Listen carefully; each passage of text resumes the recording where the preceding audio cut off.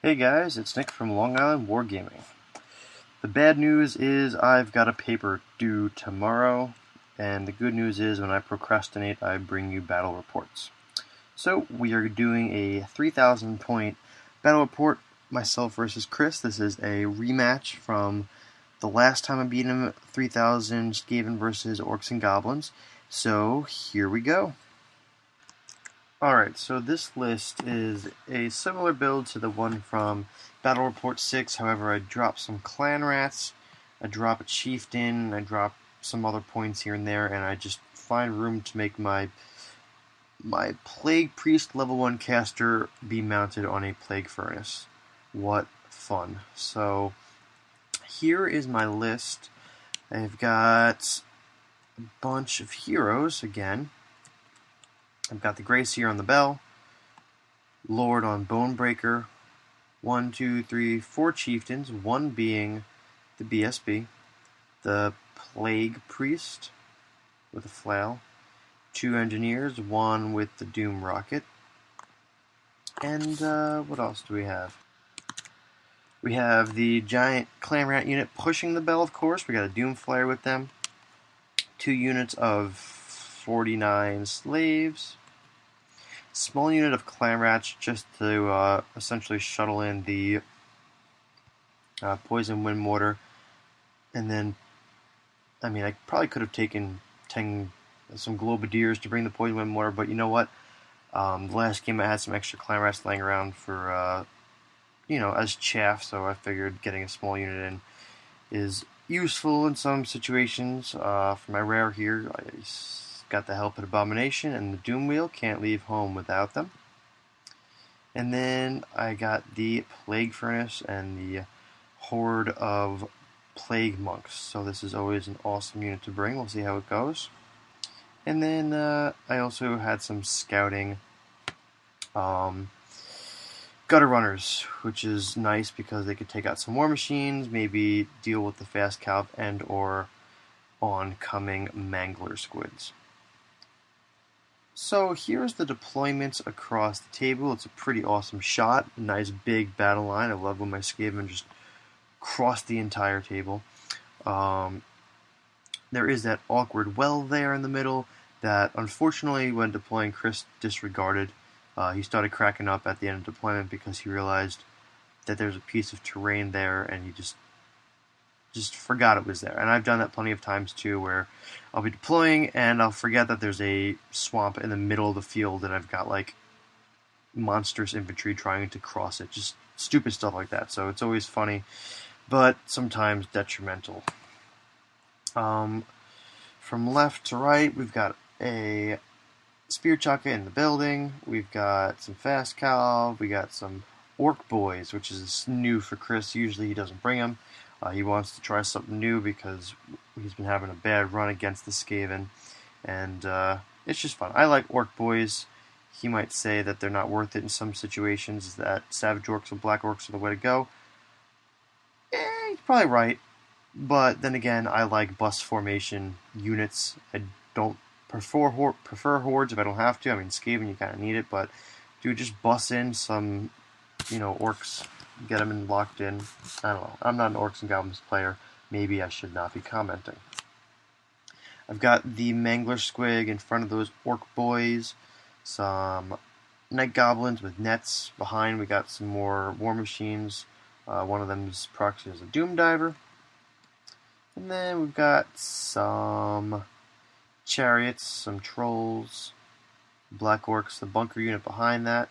So there's a lot of stuff in front of stuff in front of stuff, which is what Chris had to do because I like to be a jerk in deployment and just totally fake out my opponent where I had that small unit of useless clan rats in the opposite corner and then I just never deployed on that side of the table ever, so everything was just stuffed to my left.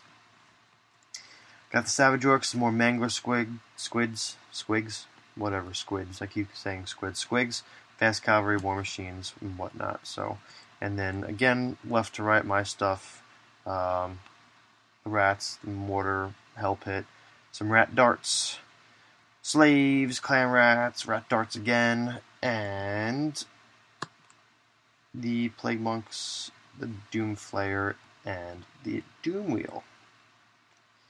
And let's have at it. So, Skaven Turn I.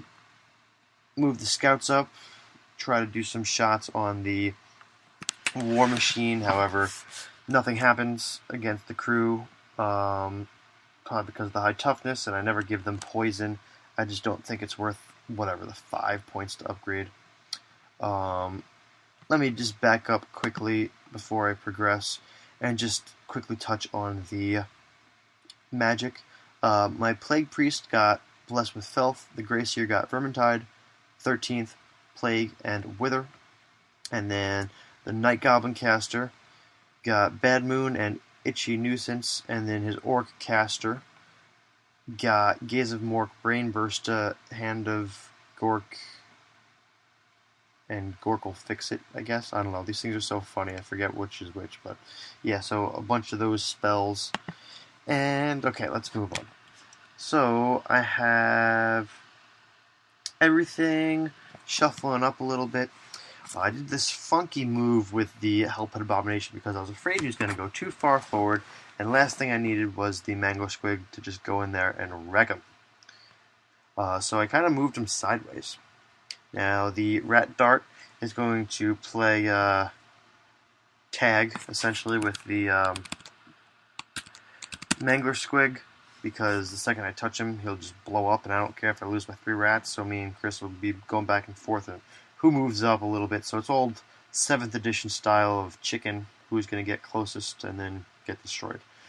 To my left, I really like this small unit of rats that are just holding up my flank, and then Poison Wind Mortar out there. It's pretty well protected because, you know what, everything else is to the top right. There's really no reason to run over there or try to shoot anything over there. So it's pretty well protected. So, yeah. And then the slaves are just really there to protect my flank on the Giants unit of clan rats with the Screaming Bell. And as you can see, a lot of the heroes end up in that Screaming Bell unit. I'm going for that cheesy move again where you just have to fight random heroes and never kill the clan rats that are unbreakable. And like I said, the slaves are just protecting the side of that unit. Hopefully the Savage Orcs will be unable to get flank charges on that. And then all the way down we've got the Doom Wheel and the Plague Furnace. First turn, I don't waste any time. I jump into getting Plague off, but Chris dispels it. And the Doom Rocket shoots and didn't get far enough. And kills a couple Black Orcs and maybe does a wound to one of the chariots. And then 5 Savage Orcs actually die from the Plague Wind Mortar, which is huge. Yeah, that's huge. Now, one thing is his caster is he's got a regular Orc caster instead of a Savage Orc caster because Chris was having a bad run where his Savage Orc caster wouldn't be able to do anything because the units were failing animosity or just doing stupid stuff or running in awkward directions away from combat because they're getting baited by chaff. So, yeah, that's pretty awesome for the Plague Wind Mortar to kill that many Savage Orcs. Definitely paid himself back. And before I forget, the Bell actually rolls the effect where it just goes forward d6 inches. And I didn't move this unit up that far because I wanted to force Chris to come at me. Because I feel pretty well protected with my magic res on both units, both big blocks, along with, the heroes and whatnot, and my offensive magic. But as you can see, I actually roll a 6 on moving forward, so I actually run up towards the enemy, which is less than ideal. But, whatever, bring it. You can see how giant that unit of clan rats is. And what else? I think that might be it. let's move on to Orcs and Goblins turn 1. Let's see. Bad animosity rolls. I don't know, a bunch of stuff fail. That's all I got in my notes. So, a bunch of his craft fails. Definitely the Savage Orcs. Chris does get a 12 for Winds of Magic. Or let's go into charges quick. Hold on. As you can see here, we've got a bunch of charges. So there was no wasting time. Chris might as well get his impact hits. So he charges in with 3 chariots and the trolls. And I play my cheesy move where I've got the Flaming Banner, so I don't give a crap. My heroes are going to strike first after impact hits, and hopefully kill the trolls. Now, impact hits are allocated as per shooting, so they didn't hit the heroes, which is good, even though it's only heroes in the front of combat. I believe that's how it works. I believe that's how we work it out, because the rules say as per shooting. But if anyone thinks otherwise, that the impact hits should be against the heroes, let me know, but I'm pretty sure it's against the units, so that's how we resolved it. Hand of Gork allows the Mangler Squig, that's right there, to end up back here, which is good for Chris in additional turns, because he could just send him through not 1, not 2, but 3 units of infantry if he gets a good roll, because he'll just bounce out and just keep going if he sends him at a good angle, maybe even hit the Help Abomination. I don't know. That's a pretty good position, but as he drops it there, I think I've got a plan for it. Irresistible. Oh, he did roll 12 for Winds of Magic. That's why he gets off a couple stuff. He gets off. He irresistibly gets off the spell that allows him to reroll missed hits. I forget which one that is. And then he does get off Gaze of Mork also, if that's even a spell. That's what I have written down. His magic phase is fairly successful. He gets a lot of stuff off. And then, a huge thing is, still looking at this picture here, the Hell Pit Abomination actually gets taken out by Doom Diver, which sucks. But we are going to go to some live footage just to see Chris's reaction. Good. Hit him again. Chris, what do you have to say? Fuck you! I have to say Hell Pits are retarded. Why? Because I just landed a rock lobber on it, and then I did 6 wounds, and then it regen. died, and then it failed all its regens, right? So it fails regen, and then it died, and then he rolled a 6 to bring it back to life, and then he rolled another 6 for it to come back with 6 wounds. Now we're dropping another rock lobber right on top of it. Direct hit again. Direct hit again. Here's the wound, and I rolled a 1. Fucking hell. Good stuff. I quit! Yep, so that did happen, and it was funny. So anyway, on to the combat, the close combat. Chris scored, I believe it was 17 impact hits, which is awesome. Killed a bunch of guys, and I believe about 20 clan had to die altogether after impact hits and everything. However, I do kill a bunch of trolls, because I do have the Flaming Banner and the Lords in there to the top right, as you can see. One of the chariots dies entirely, and you could see here that one of them flees, one of them actually stays, and the trolls actually end up staying. So, alright, so let's move on to Skaven Turn 2 and see what we got. You can see here I've got the giant rats that are probably going to issue some charges to take care of the fast cavalry. I want to see if I can ping them over to the Mangler Squig, because I don't really want to have to deal with that hitting my Plague Monkey unit. So those two issue a charge, and then we also have the Help and Abomination issuing a charge on the flank of the remaining trolls and chariot that combat. And then everything makes it in. I also have these giant rats charging the fast cavalry for shits and giggles, so they get in. And then in my movement phase, I have to do this sneaky little maneuver. Of course, to kill this thing, you have to touch it. So all I did was wheel in hopes to not take too many hits. I ended up taking, I guess, 12 guys there, which is annoying, but they're just slaves, so that's what they're there for.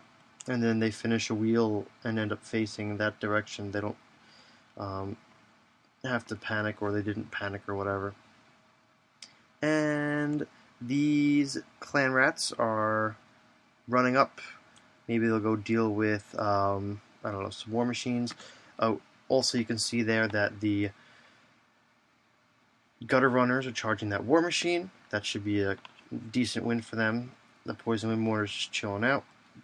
The doom wheel moves up. The closest target in the shooting phase was the mangler squig, so I was able to kill that. I'm not sure what the strength of the roll I rolled was, but he did die. And for magic, I got 5 for Winds of Magic. I got Plague onto the Black Orcs, killing 9 of them. And then these giant rats break those fast cavalry, which is nice. The gutter runners kill the war machine. And then the big combat, everything dies from the Help and Abomination or whatever. And that is that. So let's move on to Orcs and Goblins turn 2. The Boar Boys charge the Doom Wheel, which is a smart move for Chris. And then as you can see there, I have the giant rats. Previous turn, I forgot to say, killed the fast cavalry, which is good because I got 6 attacks in there. And now I have them lined up so that he would just slowly overrun each turn and then give me enough time to react to these guys if he decides to pursue the Doom Wheel if the Doom Wheel breaks. So the Doom Wheel is charged. Instead of charging with the Black Orcs, he sent the Night Goblins in to tie up the Grey Seer on the Bell with the Clan Rats and the Lord on Bonebreaker. For magic, he got off Itchy Nuisance, which is -3 initiative onto the big unit, so that's actually pretty useful. And then he all ends with Curse of the Bad Moon, which I think he actually ended up missing by 1. And I'm not exactly sure how this spell works. I think it is, I don't know, maybe a template and it goes through units and affects stuff. But we ran out, we played it out hypothetically, and I think he would have killed 19 clan rats, and then, I don't know, some of the slaves or something. I'm not sure what this spell does. I don't have the book in front of me. But he essentially missed Curse of the Bad Moon by 1, which, if he had gotten it off, he would have killed a crap load of clan rats and just been in an awesome position. But Winds of Magic just screwed him this turn, so I'm not sure what spells, again, were targeted. Oh no, it wasn't spells. In shooting, the Doom Diver, it was either a Doom Diver or a spell. Don't remember, but the Plague Priest ends up dying, which is good for Chris. That's nice. And the Hell Pit regens all the hits against him. And then the nets were on me, so I ended up losing my strength. And then I think the Night Goblins had shields and hand weapons, so he had a 6 armor and a 6 parry, so he was actually able to save a bunch of them, since I was, at a lower strength, which was annoying, and he was actually striking first in most cases because of the -3 initiative.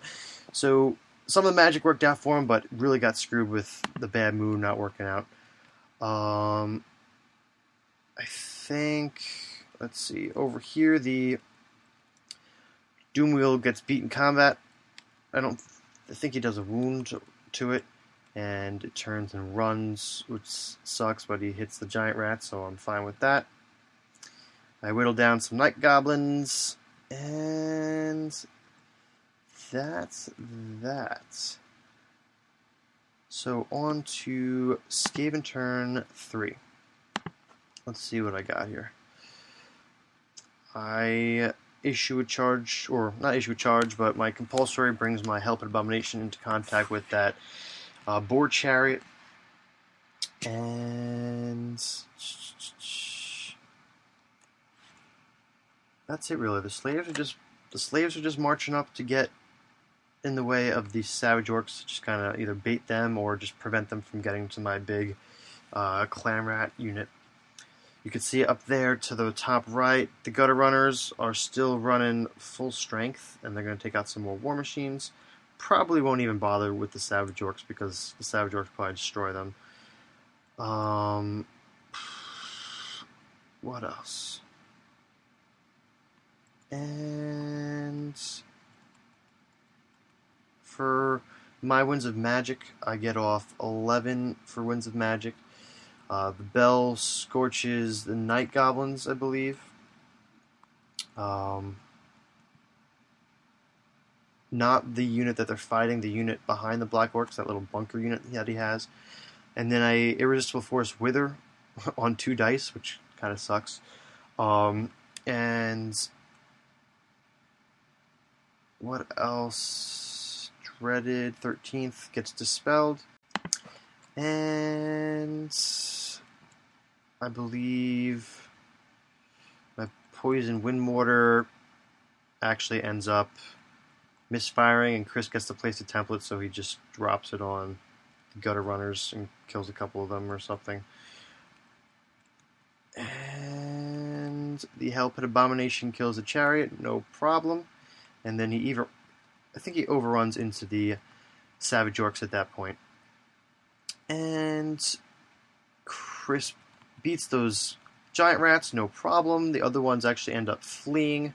They're way out of BSB range and general range, so those rats end up fleeing. And then he reforms into rank and file to start dealing with the plague monks. And I'm sure somebody's going to comment on this, but I just didn't really have the time to align these units, but the Plague Furnace should be in the centermost position, so he should be shuffled down 1 or 2 more. As you can see, it's a little uneven, so before someone yells at me for that, I am aware of it. And on to Orcs and Goblins turn 3. So Chris is feeling a little hurt at this point. He has some charges. The orc boys run into the plague furnace, and I think at this point you can see I actually made the furnace be in the centermost position. The black orcs charge the screaming bell. I'm starting to run low on clan rats. It looks like a lot, but as you can see, it really isn't. So I'm low on clan rats, but I do have enough heroes taking up some room in the front rank to prevent heavy clan rat casualties. I have some stuff going on over here, nothing too important. And so let's see what happens in Chris's magic phase. He got Here We Go spell off, which is nice. In shooting, the rock lava kills the doom wheel, which is nice. The Doom Flayer is taken out by a Spear Chukka, so he actually had a very successful shooting phase, which is pretty cool. The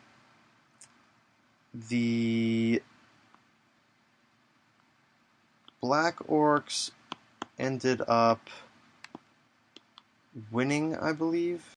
No, actually, it wasn't the Black Orcs that won. It's the Orc Boys. The Orc Boys actually somehow won. I don't know how or what happened, but I ended up losing Frenzy, which kind of funny. But the Clan Rat units, I'm not sure who won there, but I'm pretty sure the Black Orcs stay, so that's fine.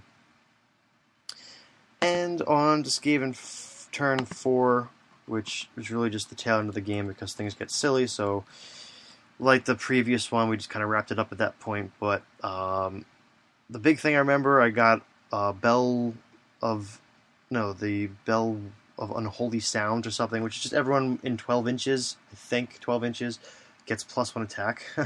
All units within 12 inches gets +1 attack. So I was just able to dish out some more damage against the Black Orcs.